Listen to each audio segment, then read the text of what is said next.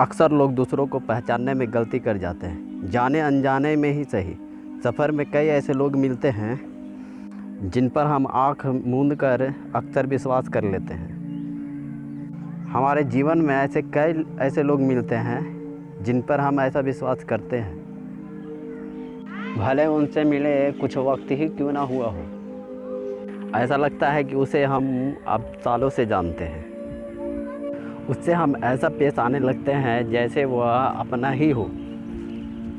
यहाँ तक कि ऐसा हो जाता है कि अगर उसके बारे में कोई भला बुरा कहे तो उसके बारे में हम उस व्यक्ति से लड़ बैठते हैं, अपने जान तक को नहीं समझते हैं, उसके लिए सब कुछ लुटाने को तैयार हो जाते हैं। ये नहीं सोचते हैं कि वो तुम्हारे बारे में क्या सोचता है, तुम्हारे बारे में क्या विचार रखता है। क्या तुम्हारे लिए भी वह सब कुछ कर सकता है जो तुम उसके लिए कर सकते हो? खुद से ऐसे सवाल करना लोग भूल जाते हैं और यह सोचकर रह जाते हैं कि आखिर वह ऐसा क्यों नहीं करेगा। मैंने तो उसके साथ ऐसा किया है, और उसे आजमाने की वजह उसे छोड़ देते हैं और यह कहकर छोड़ देते हैं कि वक्त आने पर उसे हम देख लेंगे।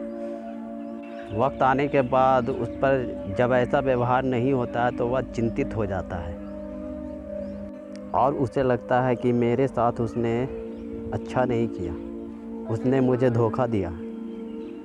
एक बात तो तुमने सुना ही होगा, जो मुसीबत में काम आता है वही सच्चा मित्र होता है, वही अपना होता है, और बाकी तो कहने को है, सिर्फ फ़ायदा उठाने को है। सुख में आपके साथ होंगे पर दुख में नहीं। यही वो वक्त होता है जब उनकी असलियत सामने आती है। अगर तुम्हें ऐसा लगता है कि मैं लोगों को नहीं पहचान पाता, तो मेरी एक बात याद रखना, जब तुम्हें ऐसा लगे कि लोग तुमसे मीठी मीठी बातें करने लगे हैं तब तुम होशियार हो जाना, क्योंकि ऐसे ही लोग मुसीबत में साथ छोड़ देते हैं और तुम जैसे लोगों को पहचानना पड़ता है।